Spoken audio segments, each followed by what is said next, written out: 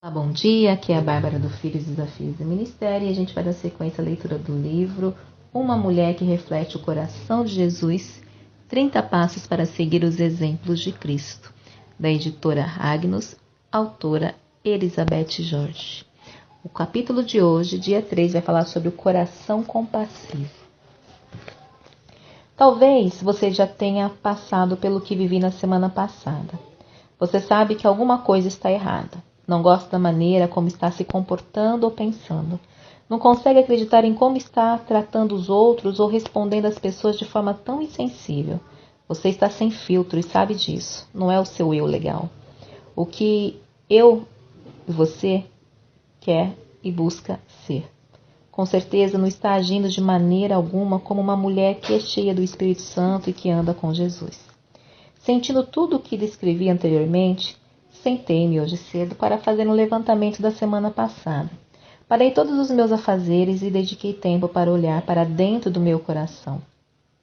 Eu queria ver se conseguiria apontar o que estava faltando, porque eu não estava gostando da forma como as coisas e eu estavam indo.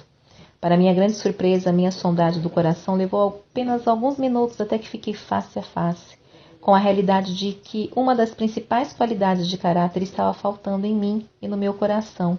Havia mais ou menos uma semana. Era a compaixão. Acho que uma razão de ter me escapado tão feio que a compaixão figurava no topo da minha lista de necessidades espirituais se devia ao fato de que estava no início do ano novo. E eu já estava atrasada. Eu tinha tantos planos e sonhos tão grandiosos para mim. Para começar, havia coisas pela casa que eu pretendia consertar, terminar, limpar, organizar ou melhorar no ano passado. E uma vez que a decoração de Natal estava toda desmontada e guardada, eu já estava super pronta para mergulhar para valer nesses projetos. Os fatos, até a presente data, e já era 8 de janeiro, nada tinha sido feito.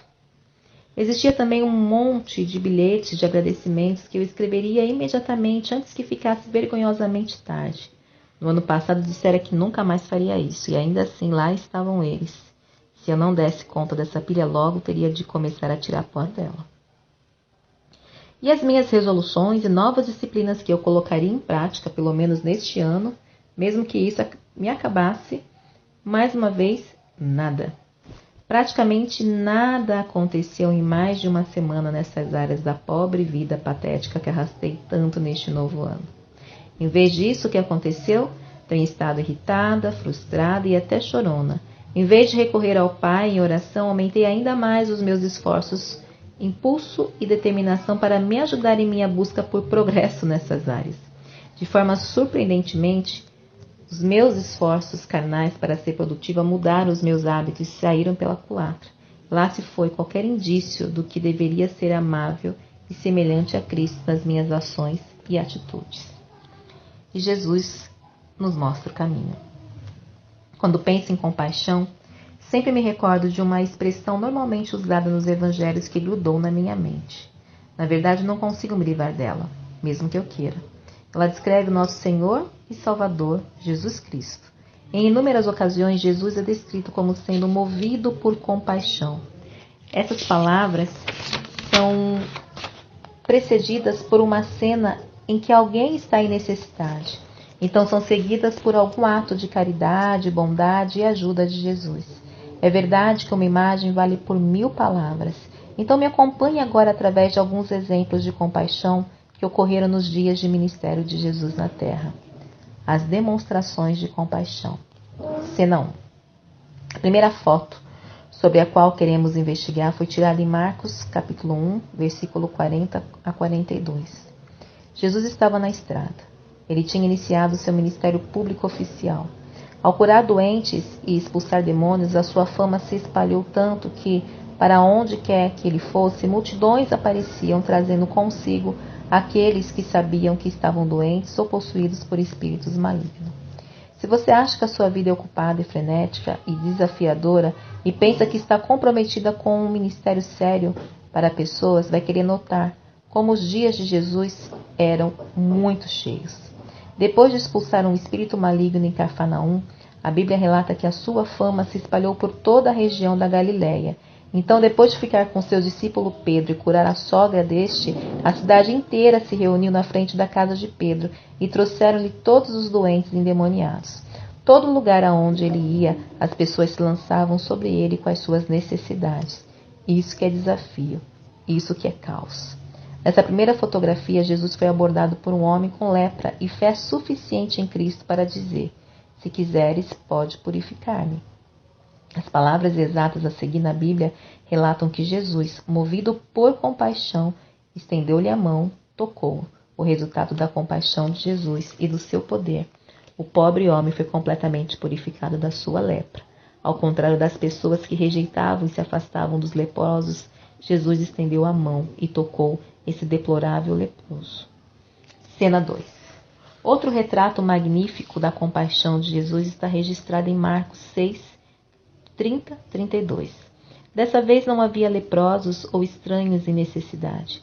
Não eram os próprios discípulos de Jesus cansados e exaustos do ministério. Eles não estavam reclamando nem pediram nada a Jesus, mas ele sentiu seu peso e a sua carência de sossego, descanso e folga. Então, por que turbilhões de pessoas estavam indo e vindo e se reunindo em Cafarnaum, tomou a iniciativa e os incitou: acompanha-me a um lugar deserto e descansai um pouco. Mostrando simpatia e empatia por esses homens fiéis, ainda que cansados, o Salvador sugeriu um tempo longe do ministério para o restabelecimento de seus amigos e para lhes dar a oportunidade de restaurar as suas forças. Amo essa cena que destaca o terno cuidado de Cristo pelos seus discípulos. Ele estava ciente das labutas dos seus discípulos e do preço que lhes foi imposto. Em sua compaixão, bolou um plano que lhes proporcionaria alívio da constância do ministério, descanso para o cansaço e refúgio das massas, sem mencionar a sua própria presença. Cena 3. É provável que você possa adivinhar o que aconteceu assim que os discípulos entraram no barco com Jesus e navegaram para outro lugar a fim de desfrutar do tão necessário tempo de descanso e fazer longe das multidões.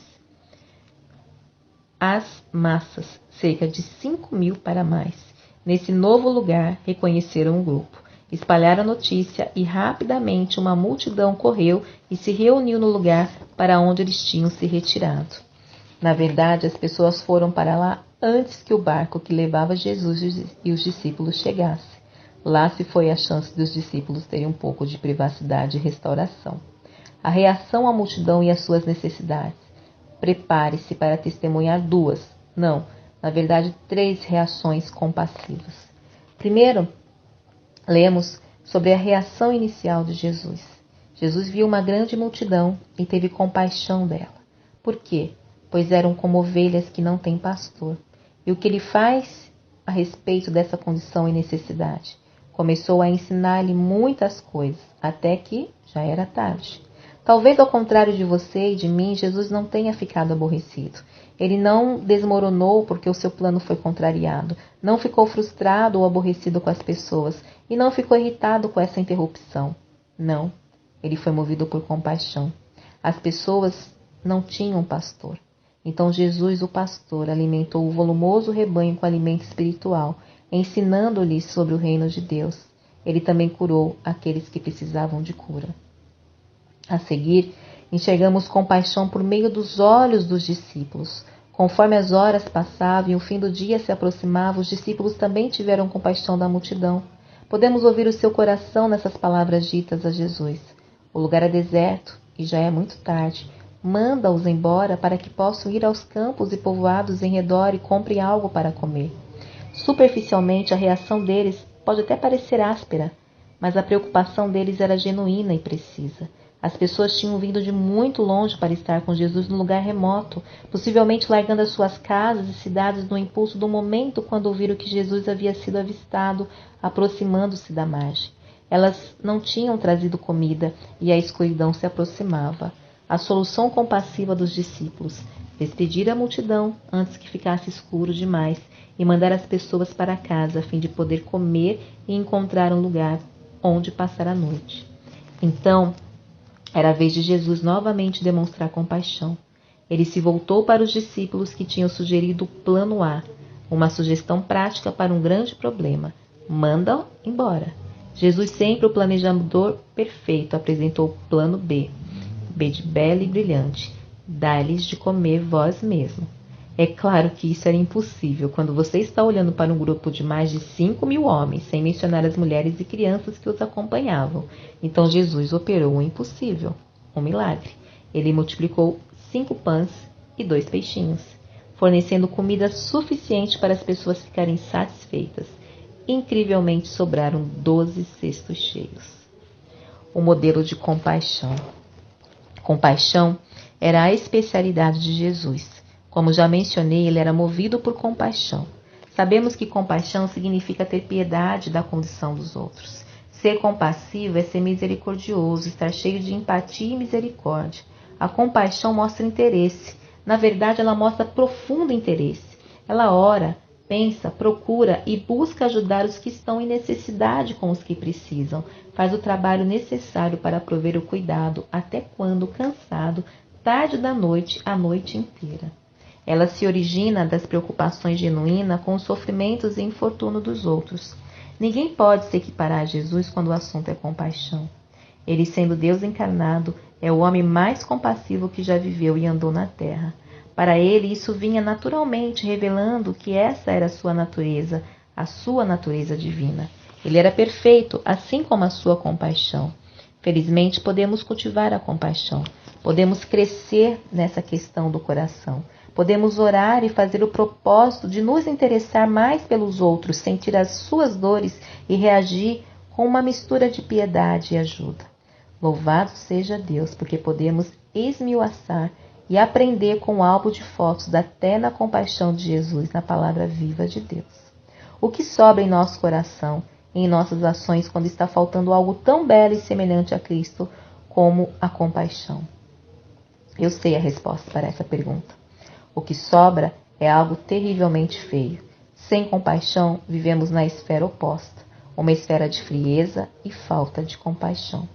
Depois de olhar para o interior, o exame do coração, olhamos para cima. Quando reconhecemos a nossa deformidade pecaminosa e nos propomos a detê-la, deixá-la de lado e ponderarmos sobre a beleza e a bondade de Jesus e sua compaixão, nós ficamos movidos e envergonhados, e ainda inspirados, instruídos e encorajados por sua absoluta benignidade. Refletindo o coração de Jesus. Compaixão e interesse marcaram a atitude do Mestre para com os pobres, desafortunados e abatidos. Cristo também mostrou interesse pelos que ministravam ao seu lado. Nós também deveríamos ter essa compaixão equilibrada. Por exemplo, às vezes somos mais rápidas para sentir e expressar compaixão pelos desafortunados e desamparados do que pelos que são espiritualmente maduros e estão avançando na obra do Senhor. Normalmente estamos dispostos a providenciar água, comida, abrigo, dinheiro para os pobres e necessitados, mas por que esperamos tanto daqueles que são os super-heróis da igreja, daqueles de quem esperamos que continuem avançando para fazer o trabalho do ministério? É fácil pensar: eles foram treinados para esse serviço, eles foram equipados para a longa jornada, eles não são os mais fortes de todos? Eles sabiam onde estavam se metendo. Então, os que têm demais, se eles estão cansados, todos nós estamos cansados. Eu sei, em primeira mão, pelo tempo do meu marido no ministério, que bênção aos poucos atos de compaixão para a nossa família.